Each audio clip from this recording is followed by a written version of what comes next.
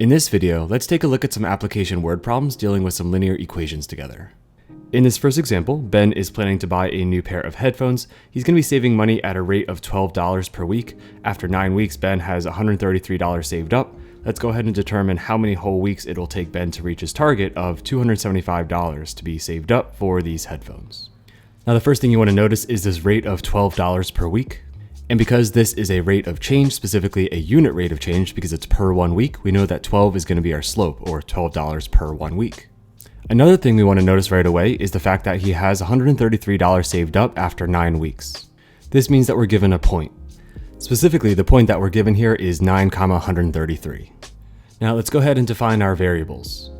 So our two types of variables we have here are going to be time measured in weeks and then money measured in dollars. Time is always going to be our independent variable, so x is going to be representing time, specifically measured in the number of weeks. And for y, that's going to be representing the amount of savings that Ben has. And this is going to be measured in dollars. Hopefully that then makes sense why I put the 9 here first and then the 133 here second, because x is going to be the number of weeks and then 133 is going to be the number of dollars. We're trying to find the number of whole number weeks that it's going to take Ben to reach his target goal of saving up $275 so that he can buy these new headphones. We can go ahead and figure this out pretty efficiently if we know how to use linear equations. And just to be extra thorough for this practice problem, I'm going to do this 2 different ways. The first strategy I'm going to use is using point-slope form. So we're given this point here as well as a slope, so I think that kind of makes sense to do. Alright, so for point-slope form, we have this general equation, and we're just going to go ahead and take our slope of 12, substitute that in for m, which is the slope, as well as plug in our x and y. That's going to be our x1 and y1. Alright, so if we do that, we're going to have this y minus this y1, which is going to be the 133. So that's the $133, right? That's going to be equal to m, which we know is equal to 12. We're going to go ahead and multiply that by the quantity of x minus, and then that 9 is going to be in 9 weeks. And so just like that, we have a linear equation that we could write for this situation. So while in a moment I'll go over another method for figuring out a linear equation for this scenario, this is probably the quickest way of getting a linear equation that represents what's going on here. Now the other form we can use here is slope-intercept form. Slope-intercept form takes the form of y equals mx plus b. We can go ahead and plug in 12 in for m, because that's the slope, as well as x and y, this 9 and 133 for x and y. And let's go ahead and see if we can solve for b so that we can go ahead and do this though. So substituting in, we would write that 133 is going to be equal to that 12. That 12 is going to be multiplying by whatever x is. We know x is equal 9, so we're going to say 12 times 9 and then plus b. So if you're going to use this form, we have to then go ahead and solve for b. So 12 times 9, that's going to be 108. So if we're going to go ahead and write this, I'm going to write 133 is going to be equal to 108 plus b. And then if you take away 108 from both sides here, we're going to find out that b is equal to 25. Now, what does this actually represent? It just represents that before Ben started saving money for this particular headphones that he wanted to buy, he already had $25 saved up before he started saving intentionally. So going ahead and writing this equation, we would write that y is equal to m, which we know is going to be 12. It's going to be 12 multiplied by x, so 12x, and then plus 25. And so for the linear equation, we could have written it just like this, or we could also just have left it in point-slope form, which is what we did earlier. Now it's important to know that these 2 equations here are representing the same thing, they're just in different forms. If you go ahead and distribute this 12 to both of these terms here, and if we do that, we're going to get y minus this 133. That's going to be equal to 12 times this x, or 12x, and then it's going to be minus this 12 times 9, which is going to be 108. Then if you go ahead and just add 133 to both sides of this equation, we're going to get y is equal to 12 multiplied by x, or just 12x, and then negative 108 plus 133 is going to be a positive 25. So you can see here that these 2 are indeed the same thing. Next, let's see how long it's going to take for Ben to get this $275. Now again, $275, that is a y value because that's representing money. So when it says how long or how many whole weeks it's going to take, that means we're going to be solving for x here because that's representing the number of weeks. And so let's just go ahead and take this $275 and then plug it into y for this equation and figure out x, which is going to be how long it takes to get that amount of money saved up. All right, so let's just get a little bit more space here. let's go ahead and change that y value to 275. So I'm going to take this 275 and set that equal to this 12 multiplied by x plus 25. So taking away 25 from both sides, we're going to have 250 is equal to 12x.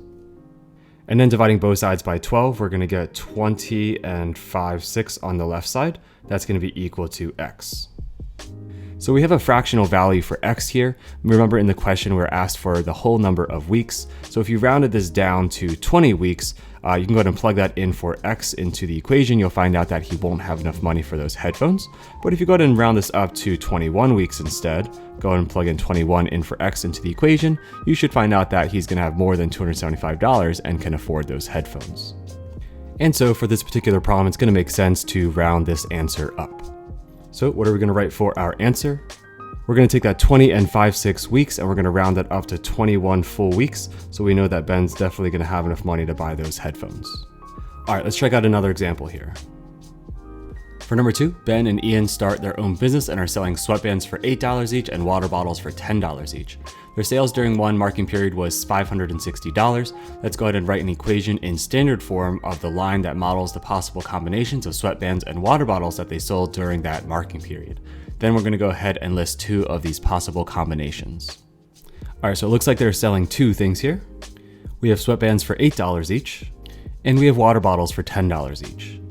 Let's start by defining our variables. Let's let x represent the number of sweatbands sold, and y represent the number of water bottles sold. Now, if the sweatbands are being sold for $8 each and we're selling x of them, then x multiplied by 8, or 8x, would be an expression to represent how much they're going to make from these sweatbands that they sell. Similarly, if they're selling water bottles for $10 each and they're going to sell y of these water bottles, then 10 multiplied by y, or 10y, would be an expression to represent how much money they're going to make from selling these water bottles. Now, this is a classic scenario where you have 2 different items at 2 different prices and a total amount of money that they're making. And so to write our linear equation in standard form, let's take the total amount of money they make from selling sweatbands plus the total amount of money they make from selling water bottles, and that's going to be equal to the total amount of money that they're making. So let's go ahead and write this 8x plus 10y, and that's going to equal 560. Now that we have our linear equation, let's talk about how to list 2 possible combinations of the number of sweatbands and water bottles sold to equal this total of $560. First, we want to note that the amount of money they're making from the sweatbands is always going to be coming in multiples of 8, and then the amount of money they're making from water bottles is always coming in a multiple of 10. That being said, we're going to choose either an x or a y value, your choice, so that we can see if we can get multiples of 8 or 10 depending on which one we're solving for. So for example, I wouldn't want to go ahead and let x equal to 1, because if we said we're selling 1 of these sweatbands, then 8 times this 1 is just going to be 8, then you would have to take that away from both sides, and if you did 560 minus 8, that would be 552. Now if you tried to solve 10y equals 552, you're not going to get a whole number of water bottles, so we're not going to let x equal 1.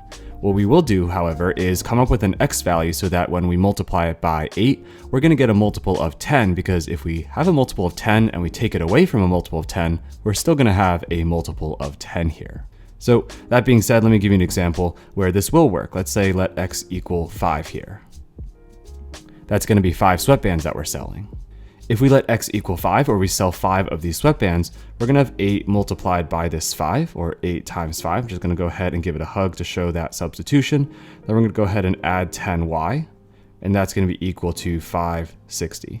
Again, we didn't have to choose x equals 5. I'm just choosing that hypothetically because I think it's going to work out nicely. So multiplying 8 times 5, if they sell 5 of those sweatbands, they're making $40 from those. So it's 40 plus the profit from the water bottles, or 10y, that's equal to 560. If we take away 40 from both sides, we're going to get 10y is equal to 520. And then if we divide both sides by 10 here, we're going to get y is equal to 52. So notice that by being intentional here of choosing x equals 5, we got a nice number for y, which is going to be 52 water bottles sold. So what's one possible combination here? We can go ahead and say that if we sell 5 of these sweatbands, then we're going to also be selling 52 of these water bottles. And if that was the case, we would get a total of $560. Now that's if x is equal to 5. I could do another easy one where I can say x is equal to 10, because if it was 10, then this would become 80, and that's going to be a nice number as well. You could also make x equal to something like 15, but I think multiples of 5 are going to work really nice here. But let me try seeing if we can help doing the other way, where we come up with a y value here. So let's see here. This one's going to be a little bit more interesting just because we need multiples of 8 to be divisible here. So I'm going to go ahead and come up with a y value. I'm going to say let y equal, I'm going to go with 8 here. Now, why would I make y equal to 8? Well, let's see here. If we make y equal 8, see what's going to happen. We're going to have the total amount of money they're making from sweatbands, which is going to be 8x, plus it's going to be 10 multiplied by this 8, since we're selling 8 of these water bottles this time, right? Again, just a hypothetical value here. That's going to equal 560, or the total amount of money they're making. Now, if we multiply this 10 by 8, we're making $80 from those water bottles. So this is going to be 8x plus 80 is equal to 560. If we take away 80 from both sides here, I'm hoping that this is going to be a multiple of 8, so 8x equals, and then this is going to be 480, which hopefully you can see where I was going with this, because 8 times 6 is 48, so 8 times 60 is going to be 480. So let's go ahead and divide both sides by 8 here, and if we do that, we're going to get x is going to be equal to 60. So that being said, another possible combination here is we would sell 60 of these sweatbands as well as 8 of these water bottles, and that would get us a total of $560 exactly as well. Now, are there other possibilities and combinations out there as well? Absolutely, there's tons of them out there. These are just 2 examples that came out to nice whole numbers for the number of sweatbands and water bottles sold. And so let's go ahead and write these solutions down at the bottom, or these possible combinations. So one of them is going to be, if we sell 5 of those sweatbands, then we must sell exactly 52 of those water bottles.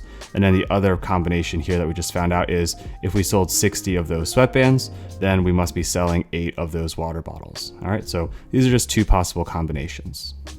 All right, so that wraps up this video on 2 different examples of some applications of linear equations. If you found the video helpful, please consider giving the video a thumbs up and sharing with a classmate or friend who might also find it helpful. And as always, keep up the great work that you're already doing, and I'll see you in the next one.